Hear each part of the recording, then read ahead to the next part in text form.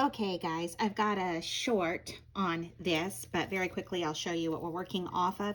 Here's the clock necklace. Okay, so the clock necklace, and see there the second hand is now working. Um, Here is the chain I've hand done. I've made all of these links myself. These are with Swarovski crystals and some pearls. Okay.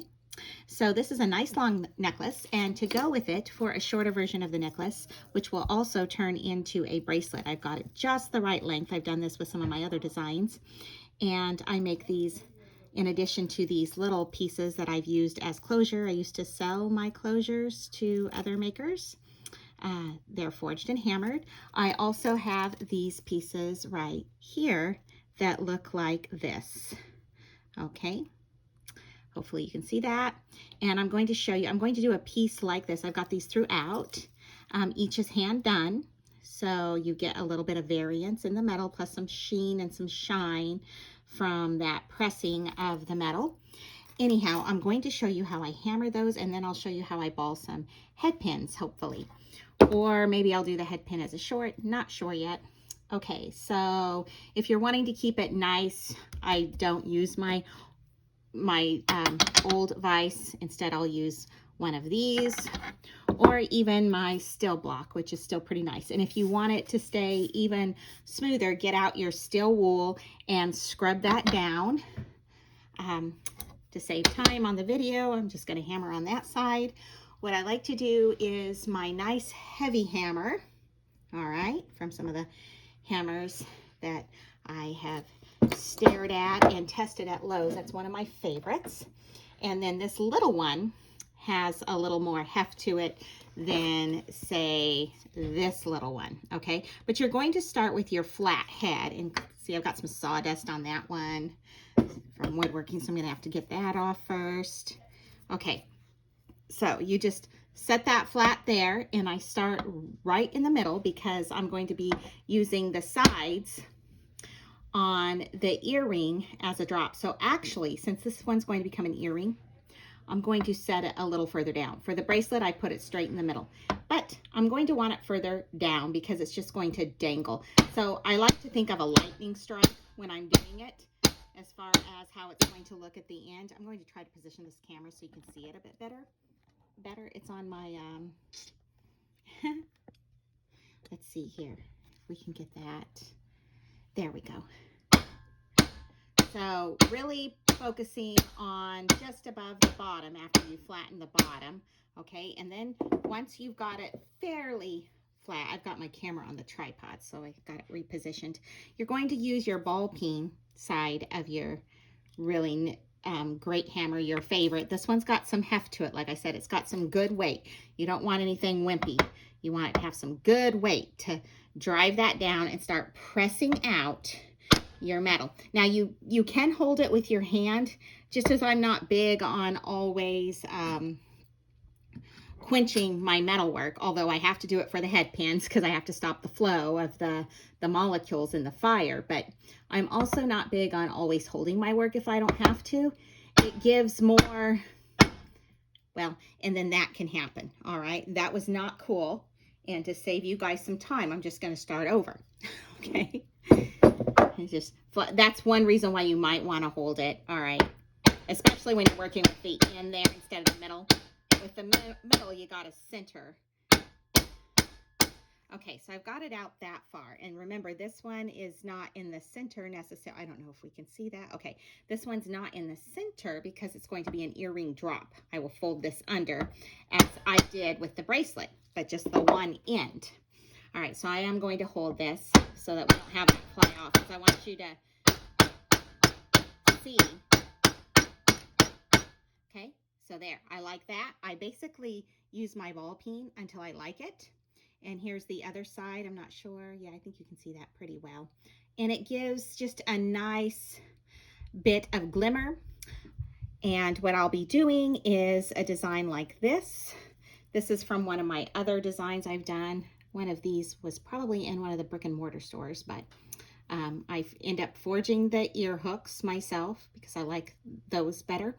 And then I'll be doing some drops like this, except they will blend with the necklace with the links that look almost like a rosary link, and then with this one that turns into both a necklace and bracelet, okay, with my metalwork. So basically what we'll do is we'll have, you know, some of these crystals, some of the vintage green, which is a very light shade of green, and some of the pearls mixed in together with some drops. And those drops are going to need to, instead of being links like these are, where I've hand linked them at both ends with some loops, instead of being links like that, we will need an ending. One way you can do your ending is you can take your pins. By the way, my metal links for this, because I wanted to keep them light, you can do them out of any gauge, but this is about a 20 gauge. And look at how thin that was down here, and then it will flatten out quite a bit with a good hammer, you know, when you're striking right. And then for the links, just to keep them a bit smaller, I've chosen some 24 gauge. You can also use 22 gauge. But one thing you can do is you can take this end here, you can lay it on your you know, steel brick or whatever you have there, and you can hammer that flat. All right, you don't need to use the ball peen for that. You can just use your regular hammer, and it will flatten that out sort of like to a part of a cylinder shape. But if you don't like that, you can also ball it up with your torch and then hammer it. I've done that before, and it gives a nice rounded edge, fully rounded. But I'm going to turn this around very quickly so we can do it in the same video. Make sure you guys can see where my torch, don't mind my work area. Got lots of projects going on always. So trying not to stop that while I turn it, trying to turn this around and fix it. All right, so there, I'm going to work this time. I do have my handy dandy bricks under me, heat bricks, so that I'm not causing any danger with the fire, with the flame. But I'm also going to be placing, I'm trying to get this so it stays, pardon me, it's a bendy little thing there, and I don't even know if that's, might need to put this so that you can see the work area better. I know now you get to see even more mess, but I think I have let you see my mess. There's my batteries that I was trying to do something with. You don't even want to know. So I'm going to like hang this, but I think if I hang it, like, I don't know if it's going to stay in place very well, so I'm trying to do that at the same time. See if I can tighten. I've got a little tightener here. And if that's not working, then back on the table we go. Because I know you don't have all day, I don't have all day. I'm trying to do this really quick before some other things I need to get done. All right, one of them being supper, in between everything else, right? But that's okay. We will find something delicious and fast for supper. All right, I'm going back to the tripod and just standing it on its legs. I think I got a little more secure right there. All right, so I'm going to get my torch out. I just need it high enough so that you can see when I'm torching the bottom of it. So for 2 sets of earrings, and I'll forge my own drop piece too. I've got a larger, is this the right way? Yes, okay. So I've got a larger, I have larger baling wires than what I used for these, which are my closures for the earring, and also to make sure that I can fit them across the circumference. So what I did was I've got 4 of these ready to go, and I'll show you, well, if I want to get them all done at once, I'll be showing you with all 4 of them. So here we go, because it will take 4 in order to have 2 for each earring, to put 2 beads each to go on the side of this piece dropping down. So this piece, you know, that kind of, it reminds me of lightning. Was in a lightning strike once and got to see the gorgeous blue ball of fire. I wouldn't suggest it, but it just happened. But it was interesting. It was one of the most interesting things ever. So once again, I've lit this. It's when you can hear the swish, then you can get your flame to about, I'm going to say about here.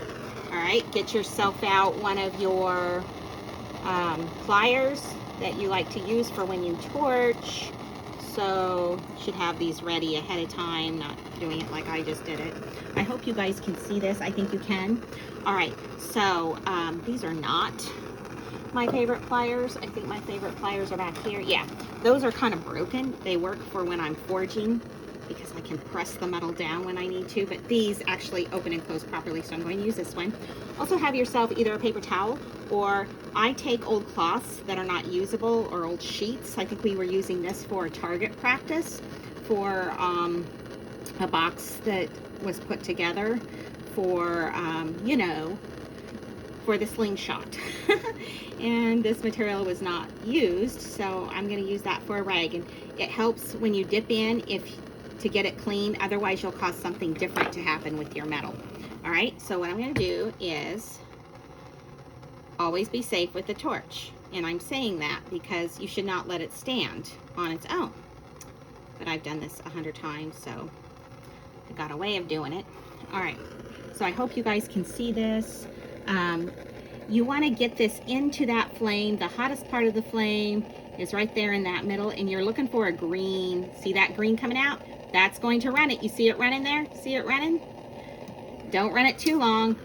I might have to redo this one, but you guys get the idea, because you can get a beautiful ball on it. And this is one time I quenched, because you want to like get that in there right when that ball is ready. Never set your torch where you might accidentally knock it over, because I obviously don't put anything flammable on my workbench, but there is flammable stuff underneath, because it's also where all of my, you know, most of us store our paints and things like that and other chemicals underneath. But we'll do it again. I hope you guys can see. I'm gonna kind of glance over. Yeah, I believe you can. All right, so once again, you're just gonna run it up and down, run it up and down, run it. You're looking for that green flame. It's right in the center. See that green? That's running it, that's running it. There's your ball. If you wait too long, it thins it out. But see, I got it just perfect. And I also like that this is like an antiqued gold finish over the copper. So then it brings out that gorgeous red copper. All right. So that's about perfection for me. That's about what I'm aiming for.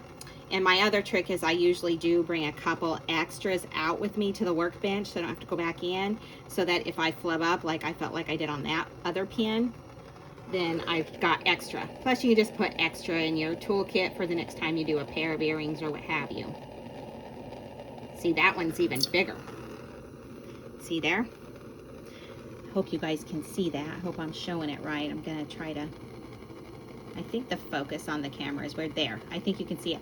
Now clearly, I'm going to take my, I like the rough and rugged look for some of my earrings, but I'll be taking my steel wool as one of my favorite things.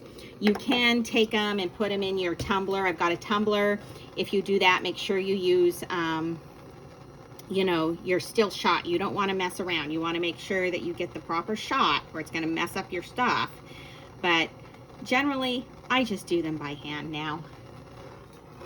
Unless I'm doing a bunch at once, then you can use your stainless steel shot. It is a little pricier, but worth it. Keep your metals all nice and get them, you know, shined up proper. There's that one. Okay, so hopefully you guys can see that. Wish I had a nice backlight, but it's bringing out that red copper again. Okay, I've kept you guys long enough.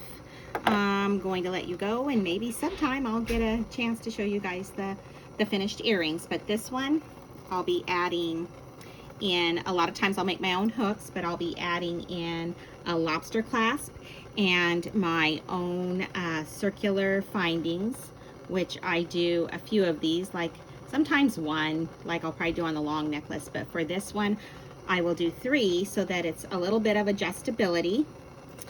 And it works out perfectly for a necklace or a bracelet. And then this one will have a lobster clasp on the end, mainly because it's a nice long necklace, and I like it so that you can take it on and off over your head without chancing the hook, because I do hand forged hooks, which are easier to close, but that way the hook doesn't catch in your hair. And some people do like that the lobster clasp to them feels far more secure.